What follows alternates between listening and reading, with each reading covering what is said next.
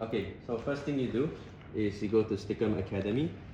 You will go to lesson 4, which is building the basic robot. So this is what the slides look like. And once I open the slides, I'll go full screen, and this is what the students will see. This is the POV of a student now. Yeah.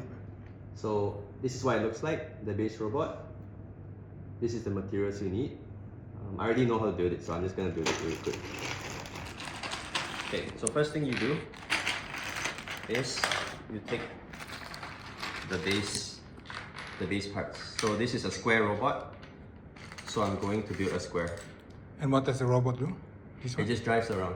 Ah. So this is the base robot, which means that from this you upgrade it. So you think of what you want to build after that. It's just like a, I'll show you.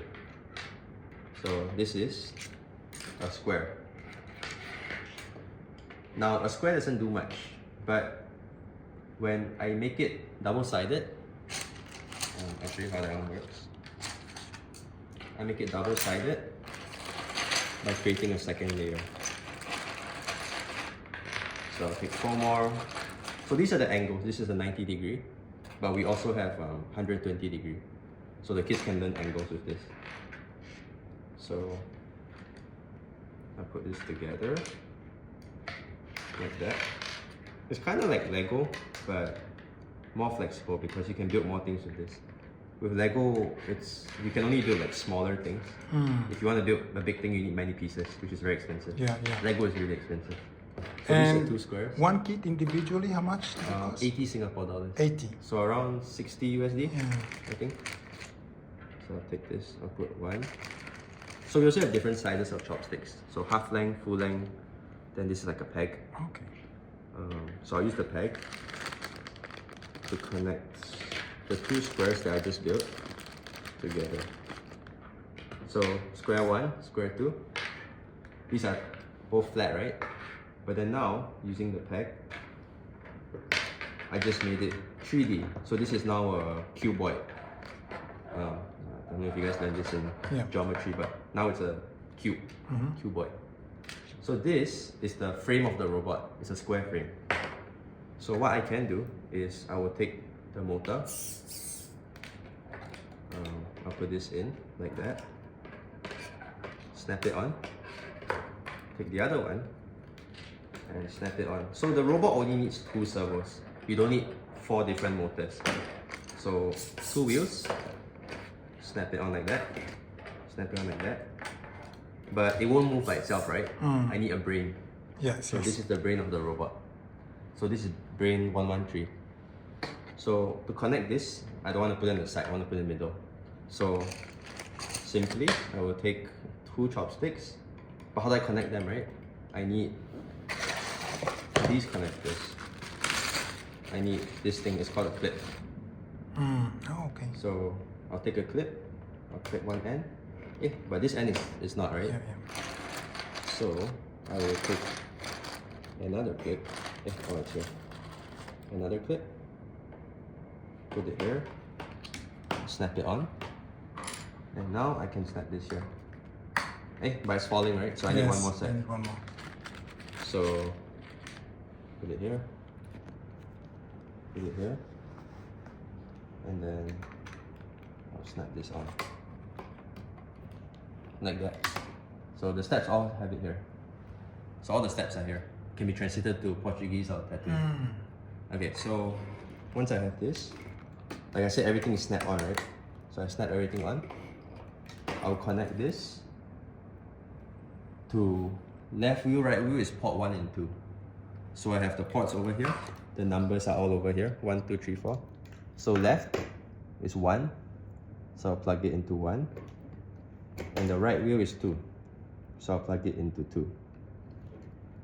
It also mentions here that the colors are matching. So black goes to brown, orange goes to yellow. It's like color coded. So it's all plug and play. You don't need to be an expert in electronics.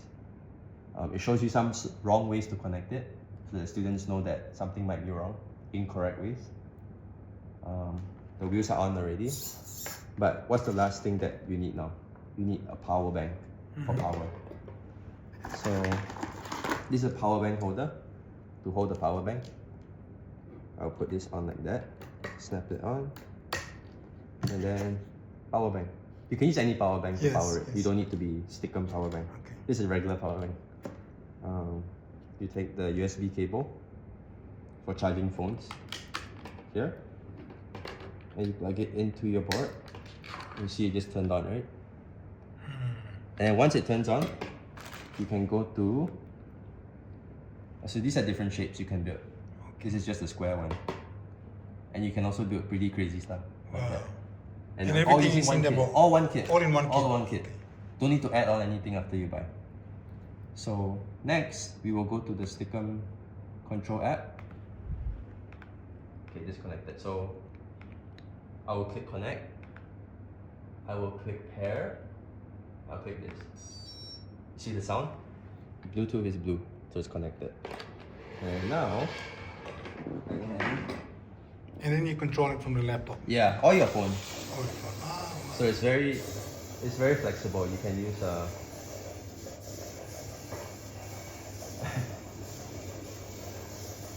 yeah, you can use any and you'll see it's very responsive. It's cheap, but it works very well.